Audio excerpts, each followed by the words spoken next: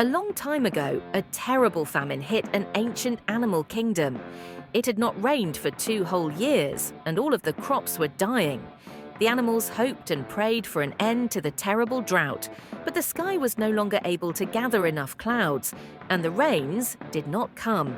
Ijapa, the cunning tortoise, lived on the outskirts of the village with his wife and 2 sons. The famine was very bad and was already having a devastating effect on all the animals, so Ijapa could no longer trick them into parting with the little rations of food they possessed. One morning, very tired and hungry, Ijapa left his house with the intention of searching the marketplace for scraps of food. But there was no food in the market, and so the tortoise remained as hungry as ever. However, just as the tortoise was about to return home, he saw Ehoro, the rabbit, hopping towards the marketplace. There was something strange about Ehoro. He looked radiant, well-fed, and full of exuberance. Ijapa was curious. "Why is Ehoro looking so well and I am so hungry?" he thought. So he approached the rabbit with his head bowed as if he were in mourning, and he began to cry. When Ehoro saw Ijapa, he rushed to meet him. "What is it, my friend?" asked the kindly rabbit. Ijapa answered, "My father is ill in hospital. My wife is expecting our 3rd child, but she is so hungry that I fear for her very health. And only last night I heard that my mother-in-law is dying of starvation because she does not have enough food to eat. I feel terrible because there is nothing I can do." Ehoro was suspicious because it was well known that the tortoise was very cunning and could not always be trusted. But Ijapa was an excellent performer and soon won the rabbit's sympathy.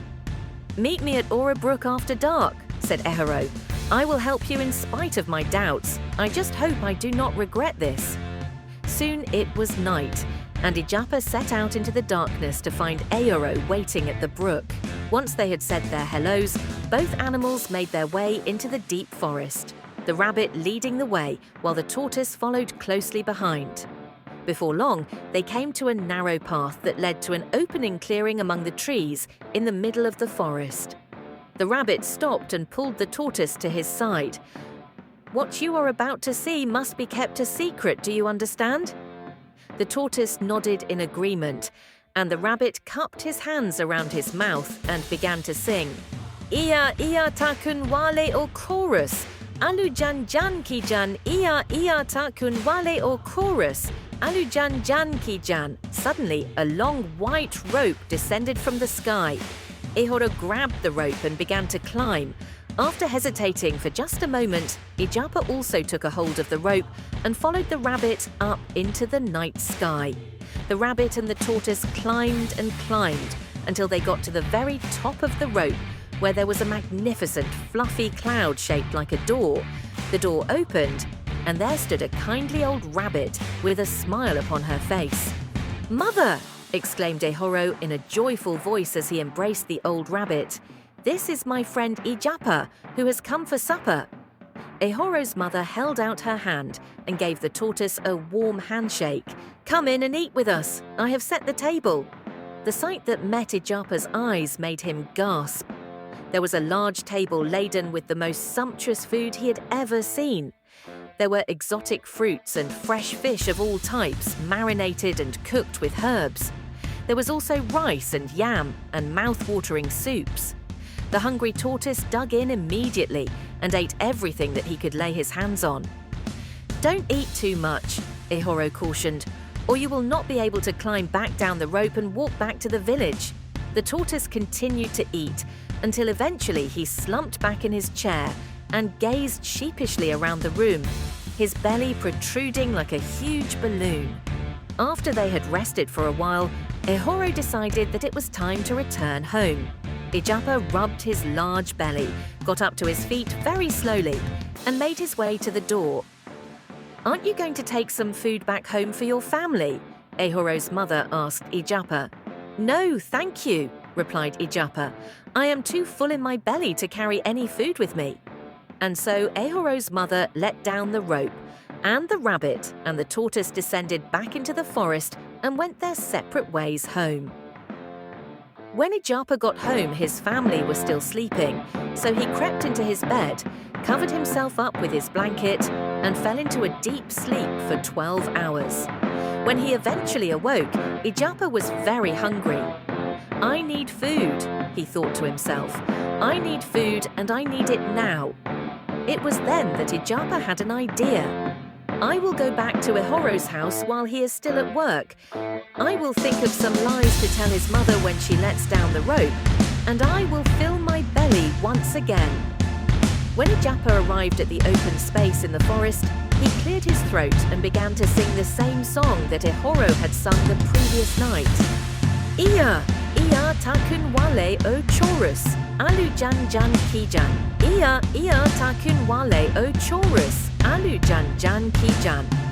The trouble was, Ijapa had a rather husky voice, and the song did not sound as beautiful or as heartfelt as when it was sung by Ehoro.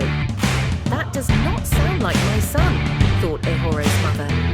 The old rabbit hesitated for a moment, but eventually she decided to let down the rope. "Perhaps he has caught a cold," she thought, as she lowered the rope into the clearing below. The cunning tortoise was delighted to see the rope fall to the ground, and he quickly grabbed it with both hands and began to climb as fast as he could. Ijapa was halfway up the rope when he heard a voice shouting from the forest below. "Hey, where do you think you're going? Come back down at once." It was Ehoro, and he sounded very angry. "Mother, we've been tricked," shouted the rabbit. Still, Ijapa continued to climb the rope, his mind full of thoughts of the feast awaiting him above. Ehoro called out to his mother again, but nothing happened. And so the cunning tortoise continued to climb up the rope into the clouds. Ehoro cleared his throat, took a very deep breath, and began to sing to his mother up in the clouds. "Iya, iya takun wale o chorus, alu jan jan kijan. Iya, iya takun wale o chorus, alu jan jan kijan." When Ehoro's mother heard her son's voice, she exclaimed, "Now that is my son, but who was the first caller?" The old rabbit peeped through the clouds to see what was happening below. That was when she saw the cunning tortoise climbing up the rope towards her. "Mother!" shouted Ehoro from far below. "Cut the rope! Cut the rope!" The old rabbit fetched a large carving knife and began to cut at the rope. At first it seemed as if the rope was made of iron and that the knife would have no effect at all. But Ehoro's mother continued to hack at the rope with all her might. And soon there was only a very thin strand left for the tortoise to hang on to. Then the old rabbit gave the rope a final hack with the knife, and whoa! Ah! Ijapa went tumbling down towards the forest below.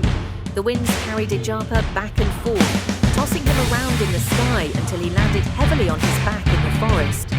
Unfortunately for the cunning tortoise, the only thing to cushion his fall was a big rock that was sitting on the forest floor. When he landed on the rock, Ijapa's shell cracked in so many places that it ended up looking like a jigsaw puzzle. The tortoise awoke many hours later. He was very dazed, but he was able to move and found that he was not in very much pain after all. But his shell remained like a jigsaw puzzle and would never again return to the lovely, smooth, round shape it was before. If you like the story, subscribe the channel.